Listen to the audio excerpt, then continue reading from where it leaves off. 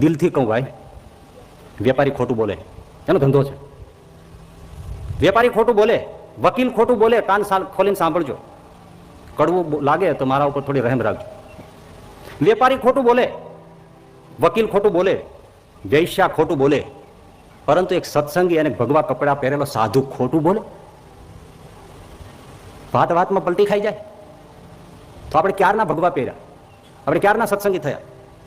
ક્યારે હૈયામાં વિચાર નથી આવતો કે હું શું કરું છું? આપણા પૂર્વજોના જે ઇતિહાસ છે એની દ્રષ્ટિએ આપણે કેટલું ખોટું બોલીએ છીએ. અને ખોટું બોલે એની વાણી અભડાઈ ગઈ ભાઈ. પછી એ ગમે તેટલી ઉચ્ચ કોટીની વાતો કહેતા હોય, પણ ગંગાજળમાં જેમ શરાબ પડે ને પછી એ ગંગાજળ ગ્રાહ્ય ન થાય, એમ એની વાત ગમે તેટલી હોય તો છતાં પવિત્ર નથી રહેતી. 101% વાત છે. દુનિયા ભલે એને માને પૂજે, ઈશ્વરના ઘરનો આ ન્યાય નથી. સાધુ થઈને ખોટું બોલે. એક જણાને પોતાના વેપારની પેઢીમાં નોકર રાખવો હતો. એક મજૂર આવ્યો નોકરી રહેવા, તેમને પૂછ્યું કે ભાઈ પેલા પૂછી લો, તમને તમાકુ ખાવાની ટેવ છે? તક નથી. બીડી પીવાની? નથી. સિગરેટ પીવાની? નથી.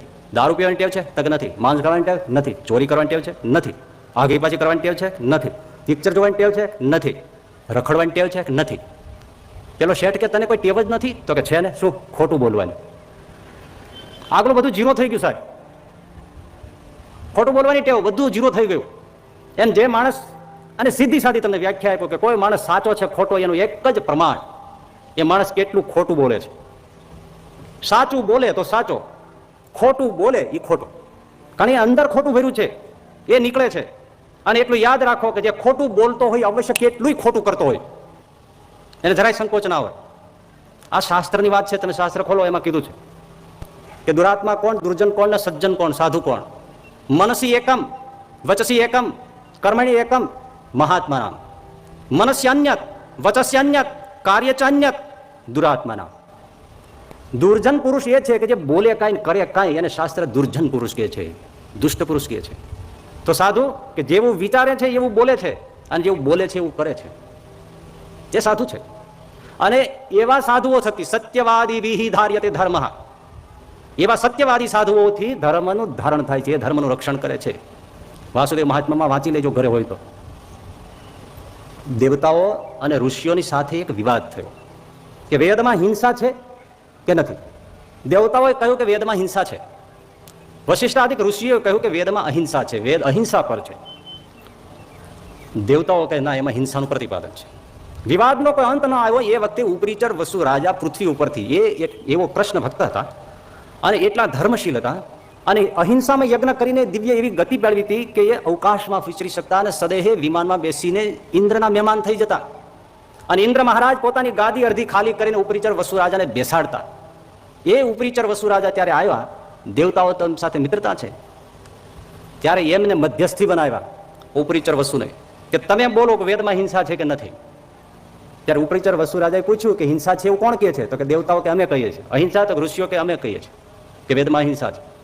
ઉપરીચર વસુ રાજા સત્યવાદી હતો, અવકાશગામી હતો, સદેહે સ્વર્ગમાં વિચરતો હતો. પરંતુ એને જાણ્યું કે હું ઋષિઓનો પક્ષ લઈશ તો મને ઋષિઓ શું આપવાના છે. અરે ઇન્દ્રની મહેમાન ગતિ જતી રહેશે, ઇન્દ્રથી દેવતાઓથી લાભ મળે છે, જતા રહેશે. એટલે પોતે અહિંસામાં યજ્ઞને આચરણ કરનારો કૃષ્ણ ભક્ત જાણતો હોવા છતાં કે વેદમાં અહિંસા છે, છતાં લોભે કરીને ઉપરીચર વસુ રાજા દેવતાઓની લાલચે એમ બોલ્યા કે વેદમાં હિંસા છે. એટલું બોલ્યા, ધડામ દઈને ધરતી ઉપર ઉપરીચર વસુ રાજા પડ્યો. તમામ એની શક્તિઓ ખલાસ થઈ ગઈ. આપણને કોઈ પડતો દેખાય કે ન દેખાય, પણ જયારે માણસ ખોટું બોલે છે ને બેહદ, ત્યારે એનું પોતાનું વ્યક્તિત્વ મોટાઈ હોય ને તો કોડીનો થઈ જાય છે, એનું આધ્યાત્મ જીવનનું પતન થઈ જાય છે.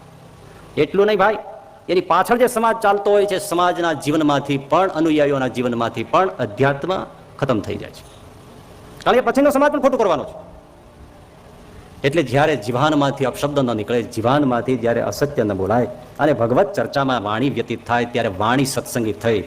એવી રીતે કાન ભગવાનની કથા માટે તલશે, હાથ સત્કર્મ કરે, ખોટું કરે નહીં, ભ્રષ્ટાચાર કરે નહીં, ભેળસેળ કરે નહીં, દગાબાજી કરે નહીં, હાથ સત્સંગી થયા કહેવાય. ચાર્ટર્ડ એકાઉન્ટ એક પેઢીનું નામ, ચોપડા બધું તપાસો એકાઉન્ટ. તો એમાં એવું આવ્યું ભાઈ કે 25,000 રૂપિયા કૂતરાને બિસ્કિટ નાખ્યા. ત્યારે ચાર્ટર્ડ એકાઉન્ટ કે ભાઈ શેઠ સાહેબ, આ 25,000 કૂતરાને બિસ્કિટ? પેલા શેઠ સાહેબ કે એ સાહેબ તમને આપ્યા હોય પછી ત્યાં તમારું નામ ન લખાય ને. હાથ વિશુદ્ધ રહે અને હાથે કરીને ભગવાન અને ભગવાનના મંદિરો, દેવ મંદિરો, ફૂલહાર, ચોગાન એની બધી સેવા થાય, ભગવાનની સેવા થાય, સાચું કરીએ. આવી રીતે સર્વ ઇન્દ્રિયો, આંખ, કાન, નાક, હાથ, પગ, વાણી, એ જ્યારે ભગવાનને રંગે રંગાય, સત્સંગને રંગે રંગાય, ત્યારે આપણી ઇન્દ્રિયો સત્સંગી થઈ અને ત્યારે આપણે 8 આના સત્સંગી થયા. હવે 12 આના સત્સંગી. દેહ સત્સંગી થાય 4 આના, ઇન્દ્રિયો સત્સંગી થાય 8 આના, મન સત્સંગી થાય ત્યારે 12 આના સત્સંગી થાય. મનમાંથી કામ, ક્રોધ, લોભ, મોહ, મદ, રાગ, દ્વેષ, છળ, ઈર્ષા, કપટ, પ્રપંચ, દાવ, પેચ આ બધું નીકળી જાય ને ત્યારે મન વિશુદ્ધ થયું, ત્યારે મન ભગવાનને રંગે રંગાયું, સત્સંગના રંગે રંગાયું. અને જો મનમાં સહેજ પણ દોષ હોય તો બહુ નડે.